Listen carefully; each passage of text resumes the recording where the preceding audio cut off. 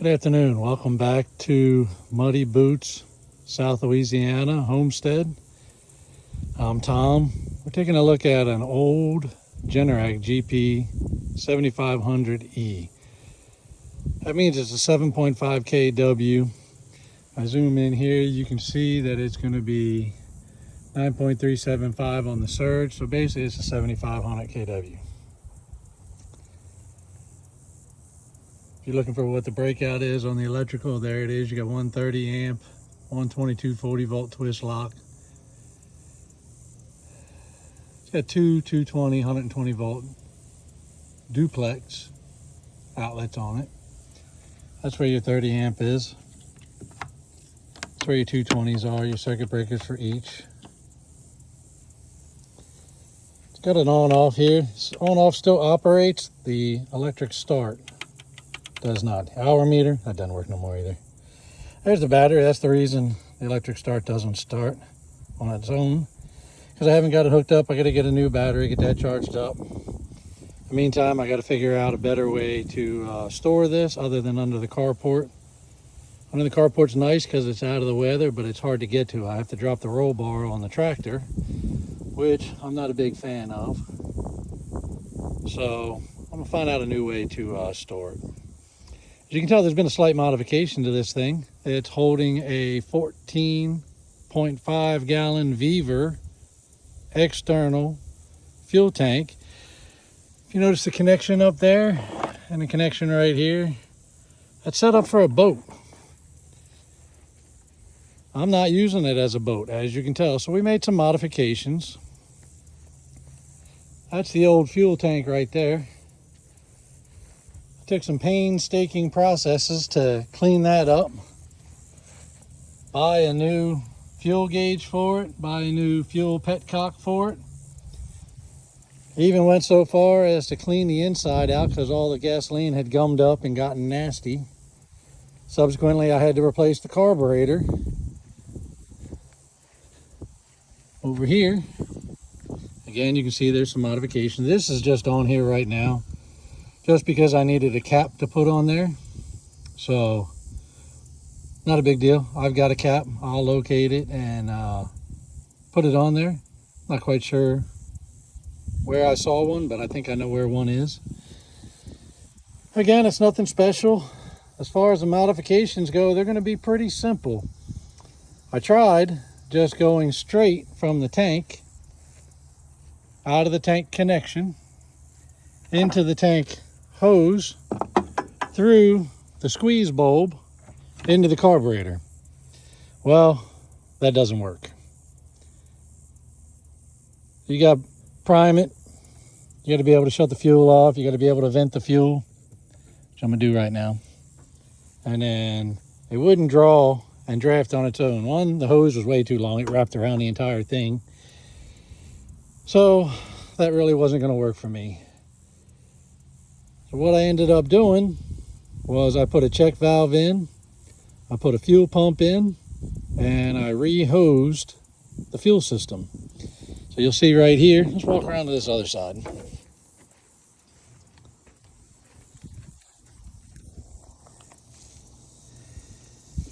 You see right here, the fuel line goes into a filter. A filter, it goes into that fuel pump. Fuel pump has 3 input and or outputs. It's got an input that brings the vacuum right here in from the valve cover. You have to take this valve cover off and you have to pull the reed out. There's a reed in here. This piece and the inside piece are 2 separate pieces and it's separated by a fiberglass reed. So you have to pull that reed out. This is shown as being 2 pieces and it comes apart easily, but that was not the case. So I just went inside and ripped the reed system out of it, painstakingly, a little piece at a time, with a pair of needle nose pliers and a screwdriver. Put it back on. Then what you got to do is you got to come out of your fresh air into a check valve, into a T that allows you to go into the valve cover, which will draw a vacuum. That vacuum then tees up and comes all the way in to the top over here of this little miniature fuel pump. Then you've got fuel coming in, which is right here. Your fuel line comes in, and you got fuel coming out, which comes around here, and I went ahead and put it on a switch. Not sure why we have gasoline right there. I'll have to look at that and see if that is leaking somehow. I might explain what all this is. It looks like oil to me, but... So in doing so with that, the valve cover system draws a slight vacuum into the fuel pump, through the fuel pump, I should say. Then that vacuum pulls fuel from the fuel filter and ultimately the priming bulb and the tank. Then it pulls it down in through the carburetor. There's a little knob up here on top. You gotta loosen this up. This is your air vent. You gotta have a little bit of air flowing in there when you got this plugged in. You gotta prime your bulb, which will put fuel into the fuel filter. I'll show you that in a moment once I get this connected. Maybe.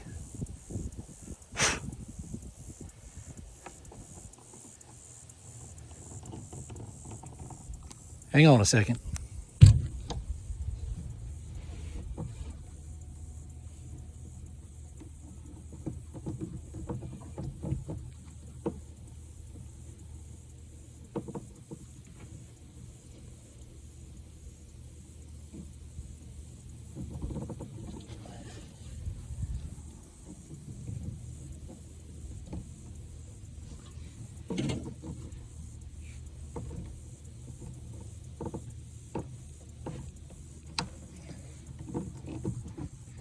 Okay, so this fuel hose is giving me hell.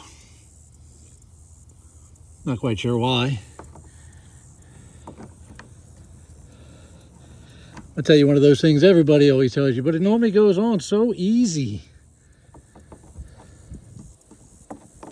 Not sure why it's not wanting to.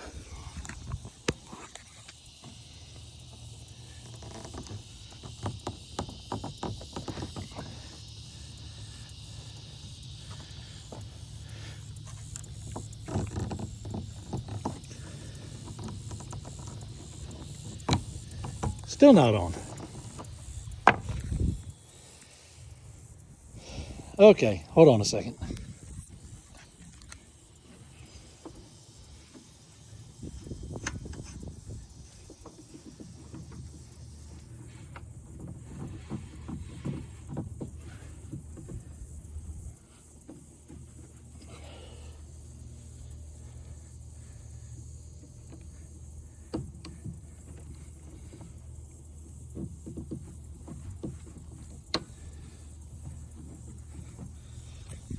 Okay, now she's locked on. I may have to rethink that in the future about a different hose connector, because that's just a pain in the ass. But, like I said, we go up top, we loosen the vent, let a little bit of airflow in there, connect the hose, come over here.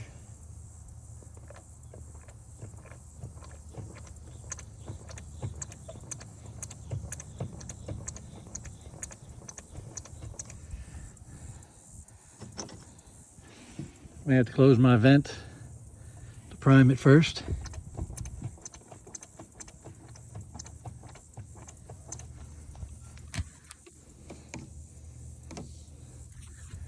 Open the vent a little bit.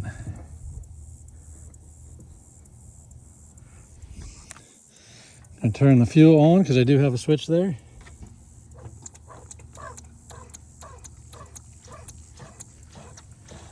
Now you can see we got some fuel.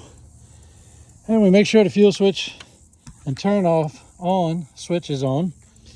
And we just carefully pull and start it. Well, let's go ahead and choke it. Hasn't been running yet today.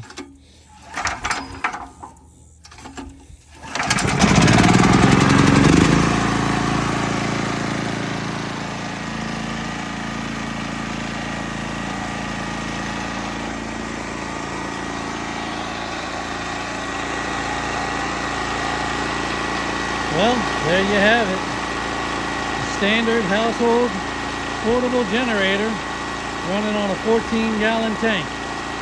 The reason I went with the 14.5-gallon tank is this generator takes on average 5.5 gallons to run my house for 12 hours. So for 24 hours, I need 24 to 25 gallons. I don't know if that's right. Let me rethink that. It takes 12 gallons to run my entire house 24 hours. So, I mean, she burns about a half gallon an hour. Having said that, I would have to get up and put fuel in it in the morning, turn around, put fuel in it in the evening. Now I can put fuel in it one time a day and be sure I've got enough fuel and enough electricity to run what I need in the house.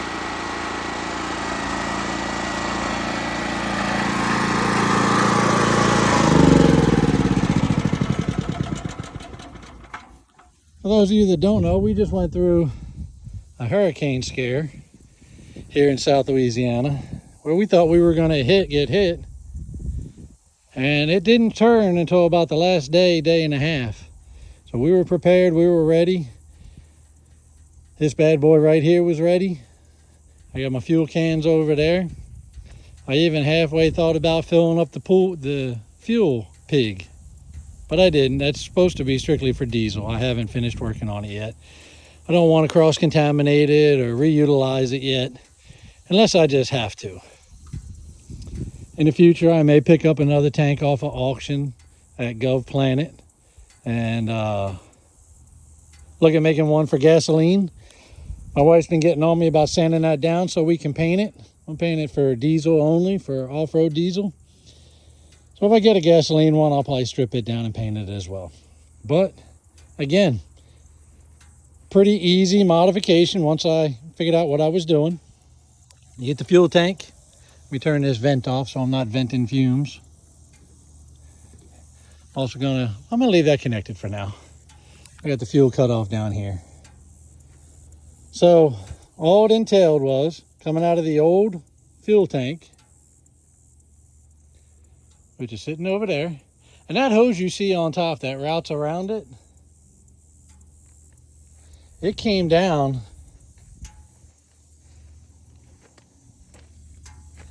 and it went right here, just so that the fresh air was pulling some vapor fumes from the tank to help it get started, which is a pretty good idea. I don't have that right now because it's a different setup, the way I'm running it. Something I might think about in the future if I change that hose out, come up with a different plan, a different idea. But like I said, fuel tank, fuel connection, open the vent up on the top, come down through your squeeze bowl. Notice I'm on a downward angle, always coming down. Doesn't really need it now because of the fuel pump, but I come off of the bulb, I go into a fuel filter into the fuel pump inlet, out of the fuel pump out inlet, into the carburetor down here. Fuel switch in between, just for safety, and so I'm not loading that carburetor up with fuel when it's turned off. That carburetor doesn't have a solenoid or anything like that. The only part that was a little odd to me was I didn't know which side this check valve needed to be on.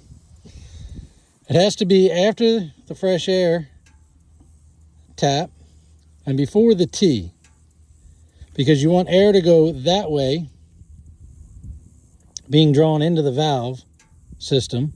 You want the valve system to create a vacuum that gets felt on this hose, which comes up to right here. Right here. One of these. This one right here.